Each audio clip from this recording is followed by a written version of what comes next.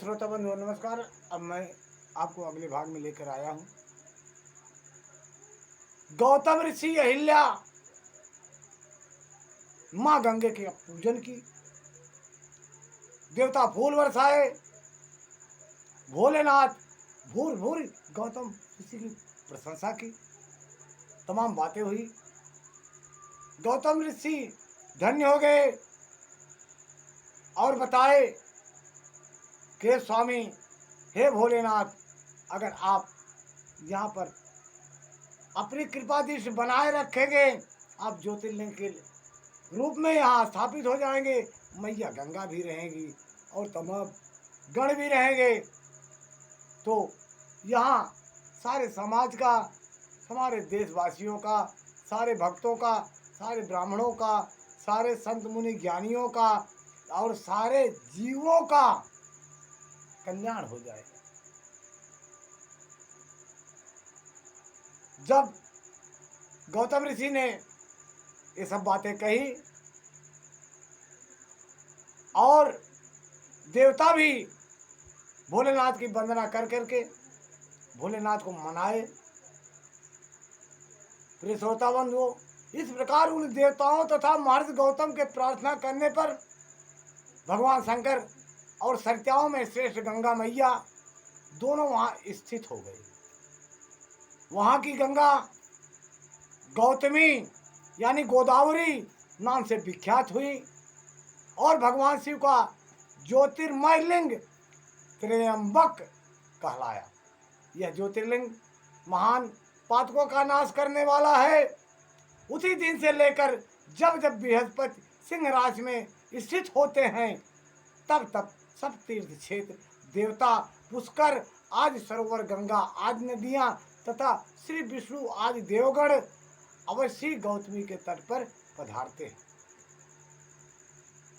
और पधार करके वे तब तक रहते हैं, तब तक वास करते हैं, जब तक कि गौतमी के किनारे अपने स्थान पर कोई भक्त रहता है। एक भी अगर रहेगा तो वो वास करते रहते हैं।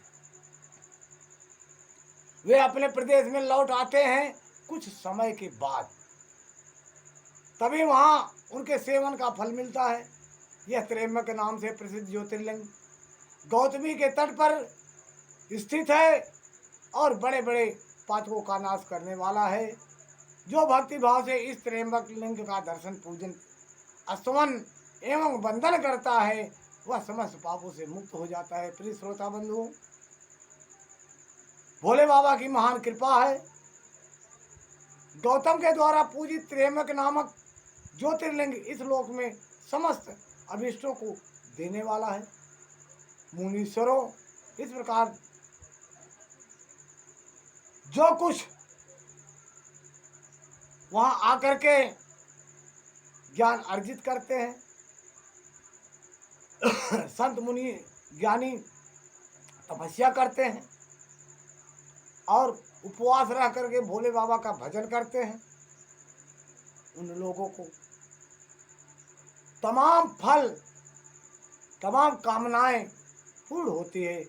भोले बाबा शिव की आशुतोष अवधरदानी की सदैव कृपा उन पर बरसती रहती है।